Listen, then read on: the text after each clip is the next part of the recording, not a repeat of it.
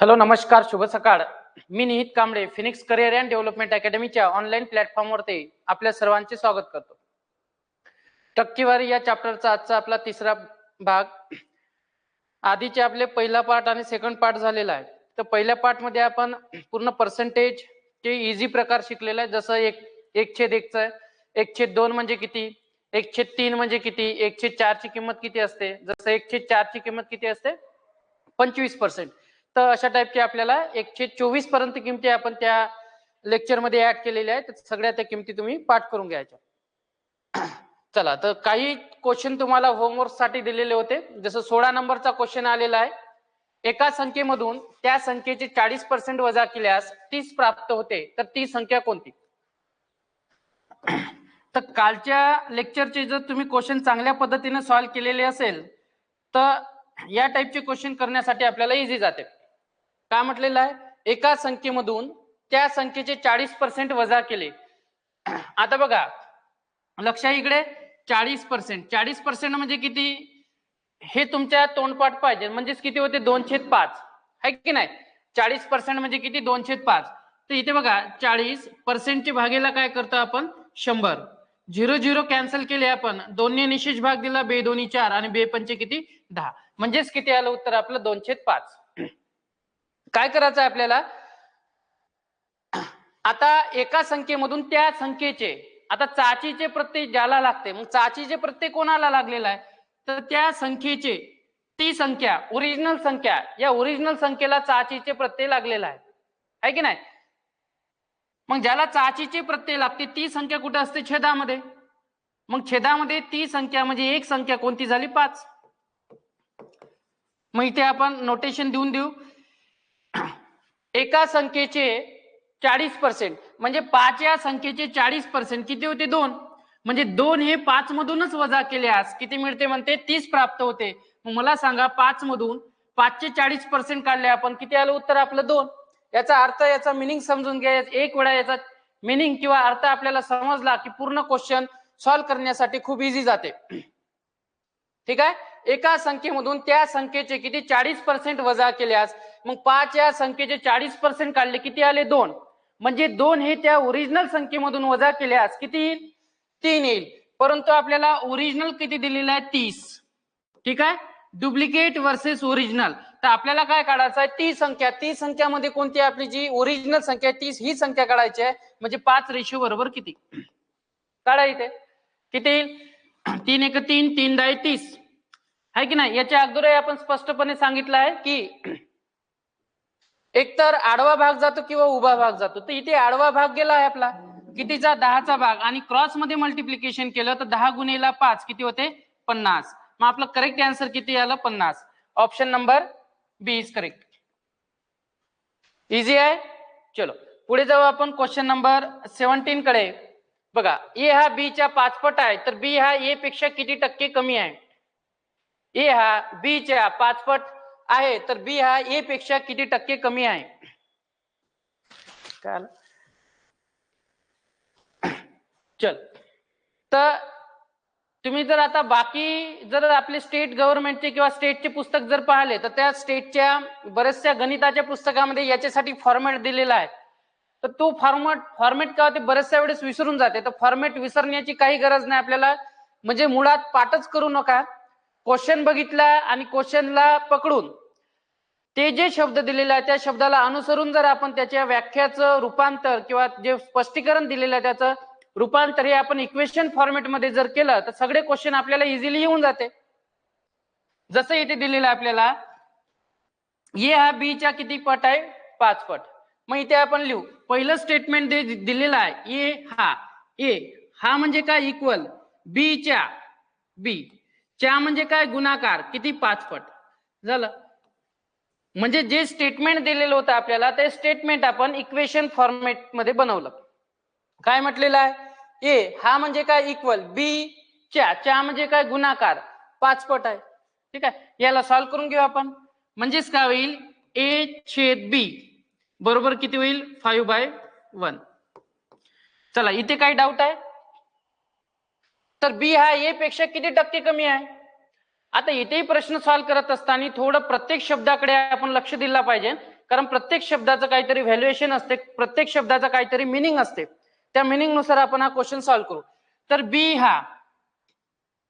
हा ए पेक्षा किती टक्के कमी आहे.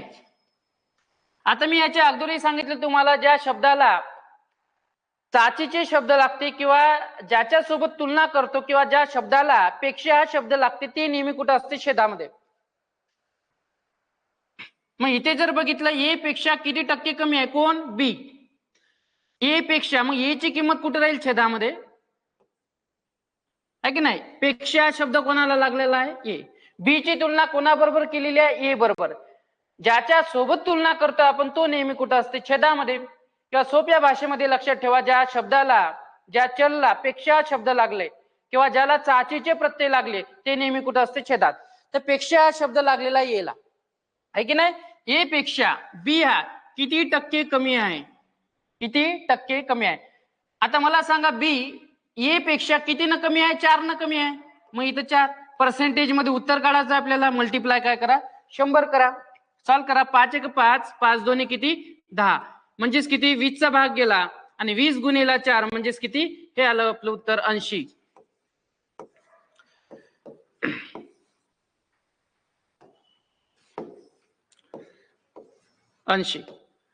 ठीक आहे. तर या पद्धतीचे क्वेश्चन आपल्याला लक्षात ठेवायचे आहे. चला, क्वेश्चन नंबर 18.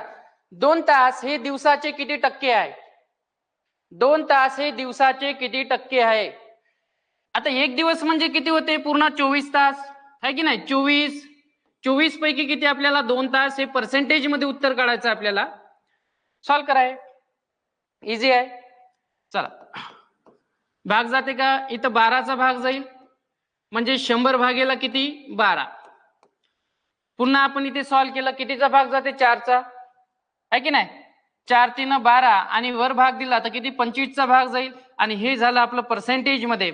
एकदम सिंपल क्वेश्चन आहे. 2 तास हे दिवसाचे, आता दिवसामध्ये किती तास असते, टोटल 24 तास, आहे की नाही. तर 24 तासामध्ये आपण 2 तास हे किती टक्के आहे एवढं काढलेलं आहे. 24 तासापैकी 2 तास हे किती टक्के आहे, किती टक्के आहे म्हणजेच काय, ते पर्सेंटेज मध्ये आपण मांडणी केली. हे सॉल्व केलं तर उत्तर किती येते आपलं, 25/3. मग आपलं correct answer option number B is correct. चल, question number next, question number 19. 4 तास 30 मिनिट एका दिवसाचे किती टक्के होईल. आता इथे जे दिलेलं आहे आपल्याला 4 तास 30 मिनिटांमध्ये दिलेलं आहे, तर इथे कन्व्हर्जन करावं लागेल आपल्याला. एक तर तासामध्ये करा किंवा मिनिटामध्ये करा, आहे की नाही. 4 तास हे 30 मिनिटाचे किती टक्के आहे, तर इथे काही नाही, एकदम सोप्या पद्धतीने जाऊ आपण. काय दिलेलं आहे, 4 तास कंप्लीट आहे, 4 तास, परंतु 30 मिनिट याला काय करू आपण, मिनिटाचं कन्व्हर्जन तासामध्ये. आणि मिनिटाचं कन्व्हर्जन तासामध्ये करण्यासाठी आपल्याला 30 मिनिट म्हणजे अर्धा तास, हे सगळ्यांना माहित आहे. पण मिनिटाचं कन्व्हर्जन जेव्हा आपण तासामध्ये करतो तेव्हा आपण काय करतो, भागाकारामध्ये 60 ने डिवायडेशन करत असतो, आहे की नाही. मग आपण भागाकारामध्ये 60 टाकली, सॉल्व करून घेऊ. म्हणजे 4 अपूर्णांक किती येईल, 1/2. पूर्णांक युक्त अपूर्णांक तयार झाला, याला आपण अंश आणि छेदाच्या स्वरूपामध्ये चेंज करू. मग 4 2 किती, 8, 8 + 1 किती, 9, 9 छेद किती आलं उत्तर आपलं 2. चल, 4 तास 30 मिनिटे एका दिवसाचे किती टक्के होईल ते म्हणण्यापेक्षा आता 9/2 तास हे एका दिवसाचे किती टक्के होईल असा प्रश्न म्हटला तरी चालेल. मग आपण सॉल्व करू. 9 किती, 2 तास, 2 इतके तास 24 तासापैकी कन्व्हर्जन करायचं आहे तासामध्ये. कॅल्क्युलेट करून घे, काय होईल, 9 2 गुणिले 24 आणि इथं मल्टिप्लाय अंशामध्ये किती, 100. 3 त्रिक 9, 3 8 24, 4चा भाग जातो, 4 2 8 आणि इथं 4 ने भाग दिला तर कितीचा जाईल भाग, 25चा. सॉल्व करून घ्या. आता काही कॅन्सल होते का नाही. मग 25 गुणिले 3 म्हणजे किती, 75 आणि 2 गुणिले 2 म्हणजे किती, 4. मग 75 भागाकारामध्ये 4 ऑप्शनला कुठे दिसते का आपल्याला, ठीक आहे. 18 चौक किती, 72, 72 + 3 म्हणजेच किती होते, 75 आणि 75 छेद किती, 4%. मग याला पूर्णांक युक्त अपूर्णांकामध्ये आपण सॉल्व करू शकतो, आहे की नाही. याला कन्व्हर्जन केलं तर काय होईल 18 चोक 72, तिथं 3 ऍड केले तर किती येईल 75. म्हणजे 75 चे 4 या स्वरूपात लिहा किंवा या स्वरूपामध्ये लिहा, दोन्ही काय करेक्ट आहे. ओके चला नेक्स्ट. तर हे क्वेश्चन आपण काल होमवर्क साठी दिलेले होते. ज्या विद्यार्थ्यांनी प्रयत्न केलेला असेल अशा विद्यार्थ्यांना हा क्वेश्चन आलेला असेल 100%. ठीक आहे चला क्वेश्चन नंबर 20. एका संख्येमध्ये 24 जोडणे हे त्या संख्येच्या 20% जोडण्या इतके आहे, तर त्या संख्येचे 120% बरोबर किती? आता थोडा क्रिटिकली क्वेश्चन वाटते आपल्याला हे रीडिंग करण्यासाठी, आहे की नाही. एका संख्येमध्ये 24 जोडणे त्याच संख्येचे 20% जोडणे इतके आहे, तर त्या संख्येचे 120% बरोबर किती? पहिले तर आपल्याला ती मूळ संख्या काढावी लागेल. इथं आपण एकशी संख्या जर पकडली तर ते आपण सॉल्व्ह करू शकतो. बघा एका संख्येमध्ये 24 जोडणे हे त्याच संख्येच्या 20% जोडणे इतके आहे. इथून डायरेक्टली प्रश्न काढू शकतो आपण, दोन पद्धतीने सॉल्व्ह करून बघू. बघा एका संख्येमध्ये म्हणजे एक संख्या पकडली आपण, या संख्येमध्ये किती 24 जोडणे, मग 24 जोडले आपण, तर ही जी ऍडिशन आहे हे किती आहे म्हणते त्याच संख्येच्या किती 20% जोडण्या इतक्या आहे. मग त्याच संख्येचे 20% किती, मग 1 चे आपण 20% काढले तर 20% म्हणजे किती 1/5 म्हणजे x डिवायडेड बाय किती 5. इथून x ची किंमत काढून घ्या. एका संख्येमध्ये 24 जोडणे, ती संख्या आपण x पकडली, याच्यामध्ये किती 24 जोडले हे किती आहे म्हणते त्याच संख्येच्या म्हणजे x च्या 20% जोडण्या इतके आहे की नाही. आता इथे आपण सॉल्व्ह करून घेऊ. चला मल्टिप्लाय करून घ्या. 5x 24 गुणिले 5 म्हणजे किती होते 5 चोक 20, 0 8 2, 5 2 10 ना 2 12. इकडे किती होईल x.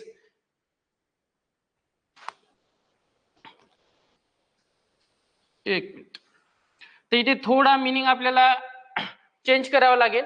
एका संख्येमध्ये 24 जोडणे हे त्याच संख्येच्या 20% जोडणे इतके आहे, तर त्याच संख्येच्या म्हणजे x या संख्येचे किती 20% जोडणे, 20% म्हणजे किती, तर त्याच संख्येचे आपण जर 20% काढले तर x चे किती होते 5, आहे की नाही.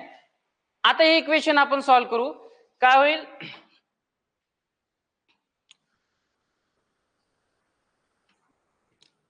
चला 5x प्लस किती x आणि इथे किती 120 प्लस इकडे सुद्धा किती 5x, त्याच्यानंतर 5x काय होईल कॅन्सल होईल, म्हणजे x बरोबर किती आले आपले इथे 120. आता 120 या संख्येचे किती 120% बरोबर किती, ओरिजिनल संख्या किती आली आपल्याकडे 120, मग 120 चे आपल्याला काढायचे आहे किती 120%, 120% पर्सेंटचे किती भागेला 100. छेदामध्ये 2 झिरो दिलेला आहे, अंशामध्ये 2 झिरो आहे, कॅन्सल होईल आहे की नाही. आणि 12चा वर्ग म्हणजे किती 144. मग आपलं करेक्ट उत्तर काय राहील 144. ठीक आहे. तर अशा टाइपचे क्वेश्चन आपल्याला थोडं व्यवस्थित रीडिंग करून केले तर आपण येऊन जाते आराम. काय दिलेलं आहे आपल्याला एका संख्येमध्ये 24 जोडणे, मग आपण त्या संख्येमध्ये एक सी संख्या पकडली, या संख्येमध्ये किती जोडले 24. हे म्हणजे काय इक्वल, हे त्याच संख्येच्या 20% जोडणे इतके आहे. पुन्हा इथं जोडणे इतके आहे म्हणजे बेरीज, म्हणजे या संख्येमध्ये तुम्ही जर x या संख्येचे किती 20% जोडले तर हे इक्वल आहे म्हणते.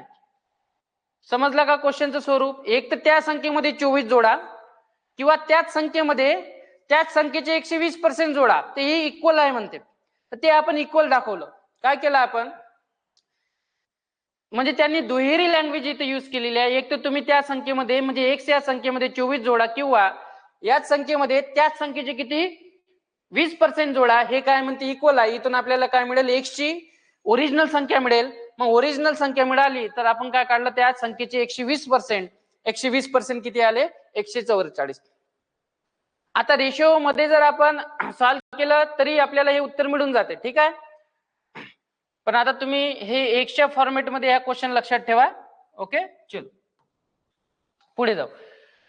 दोन संख्या तिसऱ्या संख्येपेक्षा अनुक्रमे 25% आणि 20% ने कमी आहे, तर पहिली संख्या दुसऱ्या संख्येच्या किती टक्के आहे?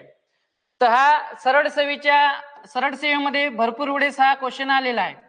ठीक आहे, तर आयएमपी करून ठेवा या क्वेश्चनला. तीन संख्येची तुलना दिलेली आहे आपल्याला इथे, आणि बघा दोन संख्या तिसऱ्या संख्येपेक्षा अनुक्रमे 25% आणि 20% ने काय कमी आहे. एक एक शब्दाचा मिनिंग लावायचा. दोन संख्या कोणापेक्षा? तिसऱ्या संख्येपेक्षा.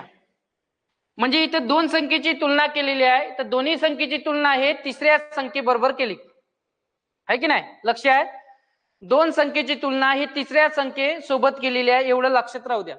दोन संख्या तिसऱ्या संख्येपेक्षा, मग पेक्षा शब्द कोणाला लागलेला आहे? तिसऱ्या संख्येला. याचा अर्थ काय होते? तिसरी संख्या आपल्याला छेदामध्ये मिळणार.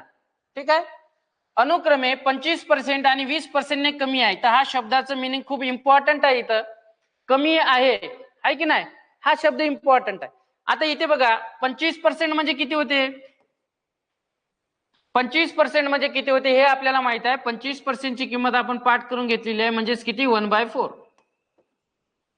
म्हणजेच तिसरी संख्या जर 4 असेल तर पहिली संख्या किती न कमी आहे? 1 न कमी आहे, म्हणजेच किती असणार? 3/4. चला, हा मिनिंग समजला का? यांचं म्हणणं काय? तर दोन संख्या तिसऱ्या संख्येपेक्षा, म्हणजे दोन संख्येची तुलना केलेली आहे कोणाबरोबर? तिसऱ्या संख्येबरोबर. म्हणजे पहिली संख्या 25% ने कमी आहे आणि दुसरी संख्या कितीने कमी आहे? 20% ने कमी आहे. मग आपण तेच केलं, 25% पहिले काढून घेतलं, किती होते? 1/4.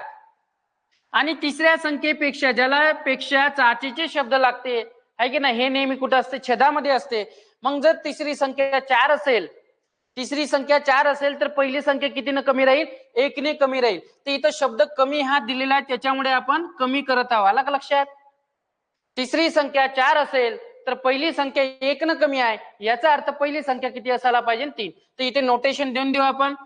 ही झाली आपली पहिली संख्या आणि हे होईल तिसरी संख्या. पहिली संख्या आणि तिसरी संख्या. आता सेम पद्धतीने आपण दुसरी संख्या काढू. बघा, तर दुसरी संख्या कितीने कमी आहे? 20% ने कमी आहे. आता 20% म्हणजे किती? पुन्हा तेच सर, 20% याचा अर्थ काय होते? 1/5. म्हणजे तिसरी संख्या जर 5 असेल तर दुसरी संख्या कितीने कमी आहे? 1 न कमी आहे, म्हणजेच काय होईल? 4/5. आलं का लक्षात? मग इथे आपण 20% ची किंमत लिहून घेऊ. तिसरी संख्या 5 असेल तर दुसरी संख्या 1 न कमी आहे, म्हणजेच किती असणार? 4. बरोबर आहे? चल, लक्ष इथे. आता बघा, इथे दुसरी संख्या काय आली आपली? दुसरी संख्या आली 4. तिसरी संख्या कोणती आहे?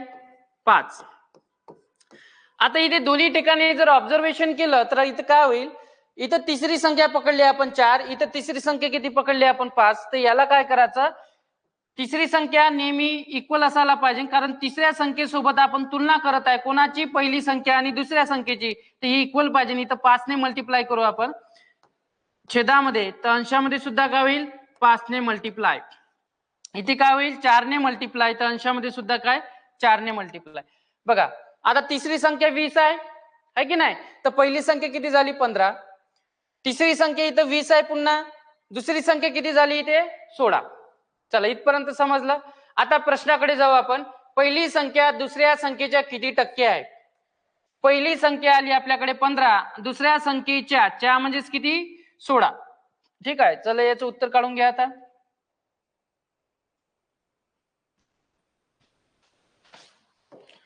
चला, लक्ष आहे. तर पहिली संख्या दुसरी संख्या दिलेली आहे आपल्याला 16 आणि पहिली संख्या किती दिलेली आहे? 15. पर्सेंटेज मध्ये उत्तर सॉल्व्ह करून घ्या. पहिली संख्या दुसऱ्या संख्येच्या किती टक्के आहे? पहिली संख्या आली आपली 15, दुसरी संख्या किती आहे? 16. याला कन्वर्ट करून घ्या. किती होईल? कितीने भाग जाते? 4 ने. 4 चोक किती? 16. इथे कितीचा भाग जाईल?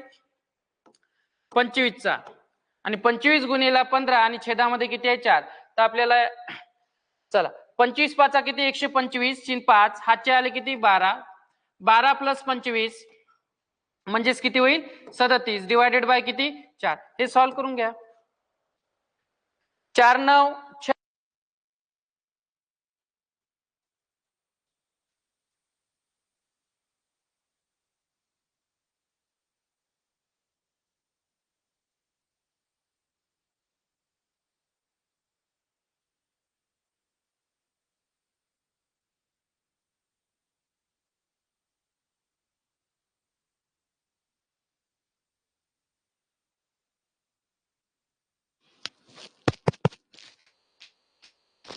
चलो हा चला 4 7 किती होईल 28 आणि पुन्हा 5चा भाग जाईल 4 5 किती 20 म्हणजे 93 पॉईंट किती 75.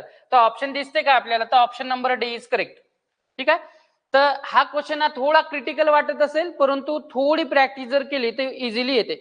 आता हाच क्वेश्चन आपल्याला दुसऱ्या पद्धतीने करता येते बघा. त्याही पद्धतीने मी सांगतो तुम्हाला दुसरी मेथड. परंतु ही मेथडच का मी चॉईस केली? कारण रेशो मेथड, पर्सेंटेज वाली मेथड हे आपल्याला पूर्ण चॅप्टर मध्ये कामी पडते. त्याच्यामुळे मी याच्यावरती जास्त भर दिलेला आहे. आलं का लक्षात? दुसऱ्या मेथडनं आपल्याला इझिली येऊन जाईल उत्तर. परंतु प्रश्न हा आहे की जर आपल्याला एकच मेथडनं पूर्ण गणिताचे जे काही चॅप्टर दिलेले आहे ते जर कव्हर होत असेल तर मग ती मेथड अप्रोच करणं आपलं काम आहे. ठीक आहे. आता उत्तर किती आलं? 93.75. पुन्हा एक क्वेश्चन सांगतो. दोन संख्या तिसऱ्या संख्येपेक्षा, दोन संख्येची तुलना तिसऱ्या संख्येबरोबर केलेली आहे आणि म्हटलेलं आहे की पहिली संख्या 25% ने कमी आहे तिसऱ्या संख्येपेक्षा आणि दुसरी संख्या 20% ने कमी आहे. तर आधी काय केलं आपण? एक संख्या 25% ने कमी आहे, दुसरी संख्या 20% ने कमी आहे. तर आधी आपण 25% आणि 20% ची किंमत काढून घेतली. बघा लक्ष आहे. 25% आणि 20% म्हणजे किती? 1/4 आणि 20% ची किंमत झाली 1/5. मग इथे जर ऑब्झर्वेशन केलं तर तिसऱ्या संख्येपेक्षा तुलना कोणत्या संख्येबरोबर केलेली आहे? तिसऱ्या संख्येबरोबर. म्हणजे ती संख्या नेहमी छेदात असायला पाहिजे. मग तिसरी संख्या 4 असेल तर पहिली संख्या 1 न कमी आहे, याचा अर्थ पहिली संख्या काय? 3 आहे. मग तेच लिहिलं आपण. पहिली संख्या किती? 3 आणि तिसरी संख्या किती? 4. सेम पद्धतीने आपण दुसरी संख्या हे तिसऱ्या संख्येपेक्षा 20% ने कमी आहे. याचा अर्थ काय झाला? तिसरी संख्या जर 5 असेल तर दुसरी संख्या 1 ने कमी आहे. याचा अर्थ दुसरी संख्या किती आहे? 4 आहे. मग आपण इथे लिहिलेलं होतं तिसरी संख्या 5 4. आता या दोन्ही इक्वेशन मध्ये किंवा दोन्ही संख्येमध्ये जर ऑब्झर्वेशन केलं तर छेदामध्ये जी तिसरी संख्या आहे याच्यामध्ये बदल दिसतो आपल्याला. बघा इथे तिसरी संख्या 4 आली होती, इथे तिसरी संख्या किती? 5. तर आपण काय केला? छेद समान केला. म्हणजे तिसरी संख्या आपली कॉमन असायला पाहिजे. त्याच्यानुसार आपण छेदामध्ये ज्या संख्येनं मल्टिप्लाय केलं त्याच संख्येनं आपण अंशामध्ये सुद्धा काय केलं? मल्टिप्लाय. मग इथे 5 ने मल्टिप्लाय केलं, इथे 5, इथे 4 4. आता झाली आपली तिसरी संख्या सेम. बघा इथं 20 आहे, इथेही 20 आहे. मग आता पहिली संख्या 15, दुसरी संख्या किती? 16. आलं लक्षात?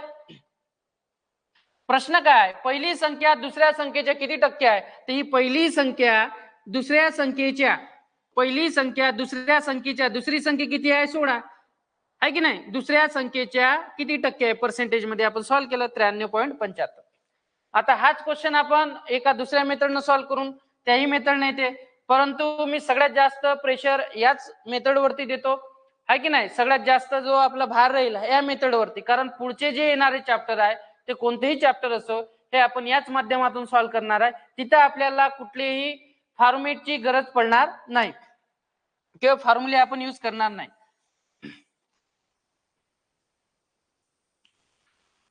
बघा लक्ष आहे.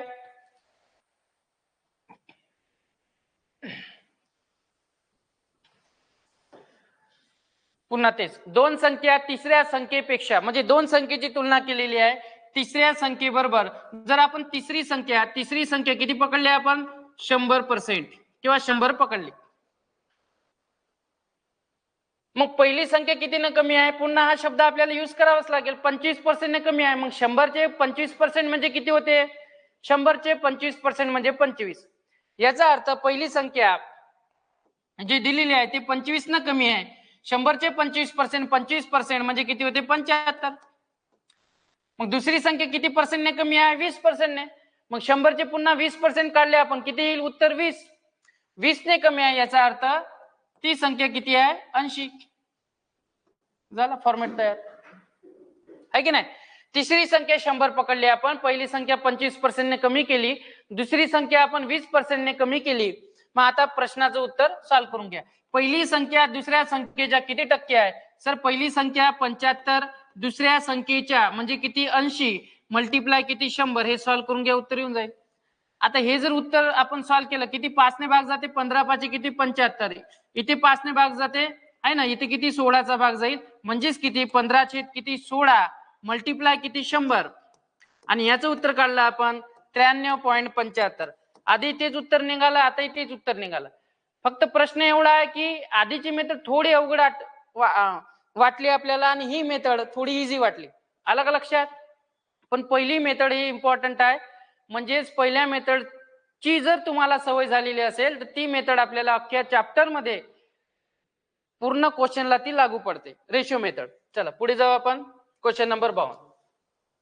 दोन संख्या तिसऱ्या संख्येपेक्षा अनुक्रमे 20% आणि 50% ने जास्त आहे.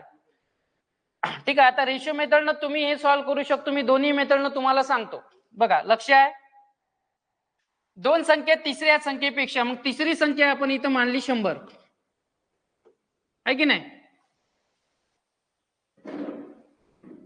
एक किती ना 20% ने आणि दुसरी किती 50% ने काय आहे जास्त आहे. मग 100 चे 20% म्हणजे किती होते 20. मग पहिली संख्या 20 न जास्त आहे म्हणजे किती होईल 120. आणि दुसरी संख्या कितीने जास्त आहे 50% ने जास्त आहे म्हणजेच किती 50 ने जास्त आहे म्हणजेच काय होईल 150. झाला. तिन्ही संख्या आपल्या नजरेसमोर आलेल्या आहे. पहिली तिसरी संख्या 100, पहिली संख्या 20% ने जास्त आहे म्हणजे 120 आणि तिसरी संख्या कितीने 150 50% ने जास्त आहे म्हणजेच किती होईल 150. तर या शब्दाचं मिनिंग खूप इम्पॉर्टंट आहे इथे. या शब्दाचं मिनिंग जर आपण विसरलो तर हा क्वेश्चन काय होईल अवघड होईल. प्रश्न काय पहिली संख्या तिसऱ्या संख्येच्या किती टक्के आहे. मग पहिली संख्या किती आहे 120. तिसरी संख्येच्या ज्याला चाचीचे प्रत्यय लागते ते नेहमी कुठे असते छेदात आणि तिसरी संख्या दिलेली आहे 100. पर्सेंटेज मध्ये उत्तर काढायचं आपल्याला. चला हे सॉल्व्ह केलं आपण तर उत्तर किती येते 120%. किती आलं option number A is correct. ठीक आहे. आता हाच क्वेश्चन आपल्याला रेशो मेथडनं करायचा आहे आणि 100% रेशो मेथडलाच अप्रोच करा तुम्ही. ठीक आहे. हे जरी इथे इझी वाटत असेल पण पुढचे क्वेश्चन हे रेशो मेथडनं एकदम इझी होऊन जाते. ठीक आहे. त्याच्यामुळे तुमची प्रॅक्टिस हे रेशो मेथड वरती होणं गरजेचं आहे. ठीक आहे. चला लक्ष द्या. बघा आता लक्षात आलं असेल 20% म्हणजे किती होते तर ते आपण काढून घेऊ आधी. 20% म्हणजे किती 1/5. 50% म्हणजे किती 1/2. आता दोन्ही संख्येची तुलना तिसऱ्या संख्येबरोबर केलेली आहे. दोन संख्येची तुलना तिसऱ्या संख्येबरोबर केलेली आहे आणि तिसरी संख्या ज्याच्या सोबत आपण तुलना केलेली आहे ही नेहमी काय असायला पाहिजे कॉमन असायला पाहिजे सेम असायला पाहिजे. मग इथे बघा आपण छेद काय करू समान करून घेऊ आधीच. इथे 2 ने मल्टिप्लाय इथे सुद्धा 2 ने आणि इकडे किती 5 ने मल्टिप्लाय इथे सुद्धा 5 ने. मग आता दोन्ही संख्येची तुलना जी केली आपण तिसऱ्या संख्येबरोबर ती संख्या सेम झाली का झाली. इथे 10 आहे इथे 10 आहे. आता त्या दोन्ही संख्या अनुक्रमे 20% ने आणि 50% ने काय जास्त आहे. म्हणजे तिसरी संख्या जर 10 असेल तर पहिली संख्या कितीने जास्त आहे 2 ने जास्त आहे म्हणजे किती होईल 12 होईल. बरोबर आहे. पुन्हा तेच तिसरी संख्या जर 10 असेल तर दुसरी संख्या कितीनं जास्त आहे 5 ने जास्त आहे म्हणजे किती होईल 15 होईल. आल्या संख्या आपल्याकडे सगळे. आता ही झाली सर पहिली संख्या जे की 20% ने जास्त होती. ही तिसरी संख्या आणि ही दुसरी संख्या जे की 50% ने जास्त आहे म्हणजेच किती हे दुसरी संख्या आणि हे पुन्हा तिसरी संख्या. प्रश्न काय आहे आपल्याला पहिली संख्या तिसऱ्या संख्येच्या किती टक्के आहे. मग पहिली संख्या किती आहे 12. तिसऱ्या संख्येच्या म्हणजेच किती 10. तिसऱ्या संख्येच्या पहिली संख्या मल्टिप्लाय किती 100 करा. छेदामधील काय होईल 1 1 0 कॅन्सल होईल म्हणजेच 12 गुणिले 10 म्हणजेच किती होईल 120%. आलं का उत्तर. दोन्ही मेथडनं आपल्याला उत्तर येऊन जाते. ठीक आहे. तरी पण मेथड आपल्याला हे जरी इझी वाटत असली याच्यापेक्षा तरी आपल्याला रेशो मेथड वरती जास्त फोर्स द्यायचा आहे. ठीक आहे. एक्झाम मध्ये तुम्ही ही मेथड आठवली की लगेच करू शकता उत्तर काढण्यासाठी. चलो पुढे जाऊ आपण. चला व्हेरी IMP क्वेश्चन नंबर 23. आता तुम्हाला रेशो मेथड ऍक्सेप्टन्स असेल तर रेशो मेथड तुम्ही यूज करा किंवा मग आपण दुसरी एक मेथड शिकलो त्या मेथडनं सुद्धा तुम्ही गेले तरी उत्तर काढू शकता. वडिलाचा पगार दोन मुलाच्या पगाराच्या अनुक्रमे 30% आणि 37% ने काय कमी आहे तर दुसऱ्या मुलाचा पगार पहिल्या मुलाच्या पगाराच्या किती टक्के आहे किती टक्के कमी असेल. चला लक्ष इकडे सगळ्यांचं. वडिलाचा पगार दोन मुलाच्या पगाराच्या अनुक्रमे 30% आणि 37% ने काय कमी आहे. आता इथे थोडं लँग्वेज थोडी लक्षात घ्या. 2 मुलाच्या पगाराच्या, आता वडिलाचा पगार मुलाच्या पगारासोबत तुलना केलेली आहे. म्हणजे इथं कॉमन काय असायला पाहिजे? वडिलाचा पगार. आला का लक्षात? कारण 2 मुलाचा पगार तर हा वेगवेगळा राहील. मग वडिलाचा पगार काय असायला पाहिजे आपला? सेम. मग वडिलाचा पगार 2 मुलाच्या पगाराच्या तुलनेत 30% आणि 37% ने काय कमी आहे. चला लक्ष आहे आता इथे. 30% म्हणजे किती? इथे लक्ष द्या. 30% 30 भागेला किती? 100. मग आधी काय होईल? 100 ने काय जास्त आहे? 30 ने जास्त आहे. म्हणजे एक पहिल्या मुलाचा पगार जर 100 असेल तर एका मुलाचा पगार किती, वडिलाचा पगार किती होईल? 30 ने कमी, म्हणजे किती होईल? 70. आलं का लक्षात? स्पष्ट दिलेलं आहे. 2 मुलाच्या पगाराच्या अनुक्रमे 30% आणि 37% ने कमी आहे.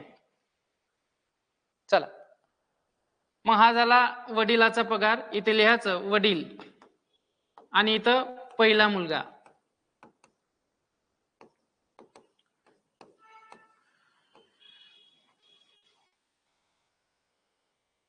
%37 ने कमी आहे.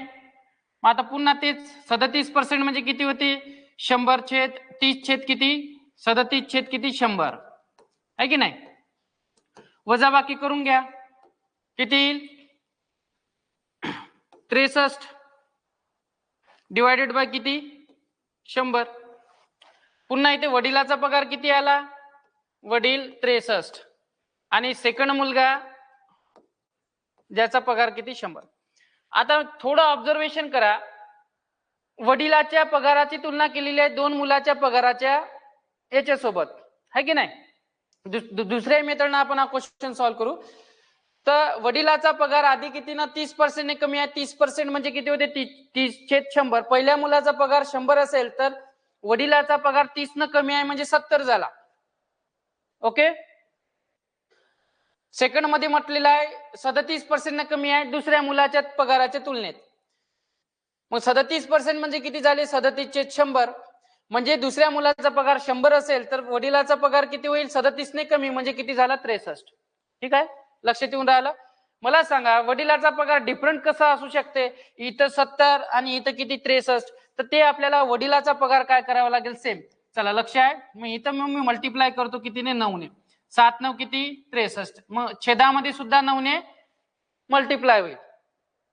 वडिलाचा पगार किती करायचा आपल्याला? सेम करायचा. इथे कितीने मल्टिप्लाय करू?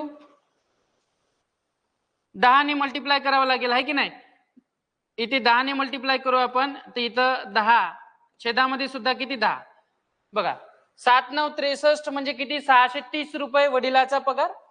इथे वडिलाचा पगार किती झाला? 630. पहिल्या मुलाचा पगार किती झाला? 900 आणि दुसऱ्या मुलाचा पगार किती झाला? 1000. आता जो प्रश्न केलेला आहे त्या प्रश्नाचं उत्तर सहज आपण देऊ शकतो. लक्ष द्या. दुसऱ्या मुलाचा पगार पहिल्या मुलाच्या पगाराच्या किती टक्के कमी आहे? तर इथे प्रश्न जो केलेला आहे कमी. कमी हा शब्द महत्वाचा इथे, आहे की नाही? दुसऱ्या मुलाचा पगार, दुसरा मुलगा किती आहे? 1000. पहिल्या मुलाच्या पगाराच्या तुलनेत किती टक्के कमी आहे? तर इथे जास्त शब्द पाहिजे नव्हता. ठीक आहे, थोडं चेंज करून घ्या.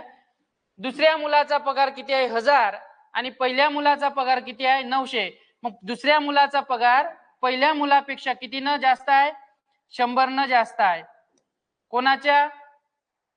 पहिल्या मुलाच्या पगाराच्या किती टक्के जास्त आहे? तर इथं पहिला 900 येईल, मल्टिप्लाय किती? 100. हे सॉल्व्ह करून घ्या. 0 0 काय होईल? कॅन्सल. आणि 1/9 ची किंमत आपल्या पाठ आहे म्हणजे किती? 11.11%. तर करेक्ट आन्सर काय राहील? 11.11% ने इथं जास्त आहे. तर हा शब्द थोडा चेंज करून घ्या, जास्त. ठीक आहे, करेक्ट उत्तर 11.11%. सिंपल आहे का? क्वेश्चन सिंपल आहे. ठीक आहे, चला स्क्रीनशॉट घेऊन घ्या आणि या क्वेश्चनची थोडी प्रॅक्टिस करा. दुसरी मेथड मी तुम्हाला सांगतो. काय केलं आपण? वडिलाचा पगार 2 मुलाच्या पगाराच्या अनुक्रमे 30% आणि 37% ने कमी आहे. 30% कमी आहे म्हणजे काय? 100 पहिल्या मुलाचा पगार असेल तर वडिलाचा पगार किती होईल? 70. 30 ने कमी. दुसऱ्या मुलाचा पगार 100 असेल तर 37 ने कमी म्हणजे वडिलाचा पगार किती होईल? 63. दोन्ही इक्वेशन कडे ऑब्झर्वेशन केलं तर वडिलाचा पगार चेंज दिसते आपल्याला. तर आपण काय केलं? मल्टिप्लाय केलं. इथं 630 केले, इथे सुद्धा आपण 630 केले, तर इथं 630 करण्यासाठी 10 ने मल्टिप्लाय, छेदामध्ये सुद्धा 10 ने मल्टिप्लाय. पहिला मुलगा किती होईल 900, दुसऱ्या मुलाचा पगार किती होईल 1000, वडिलाचा पगार तर आहे 630. प्रश्न काय केलेला आहे, दुसऱ्या मुलाचा पगार पहिल्या मुलाच्या पगाराच्या किती टक्के कमी नाही, तर इथे थोडा एक शब्द चेंज करून घ्या, जास्त हा शब्द टाकून घ्या. कारण दुसऱ्या मुलाचा पगार आहे 1000, पहिल्या मुलाचा पगार आहे 900, मग कितीनं जास्त आहे दुसऱ्या मुलाचा पगार? 100 जास्त आहे. कोणाच्या? पहिल्या मुलाच्या तुलनेत. मल्टिप्लाय 100 करा, याचं उत्तर किती? ते 11.11%. तर आपण करेक्ट आन्सर लिहिलं 11.11%. आता हाच क्वेश्चन आपण दुसऱ्या मेथडनं सॉल्व्ह करून बघू.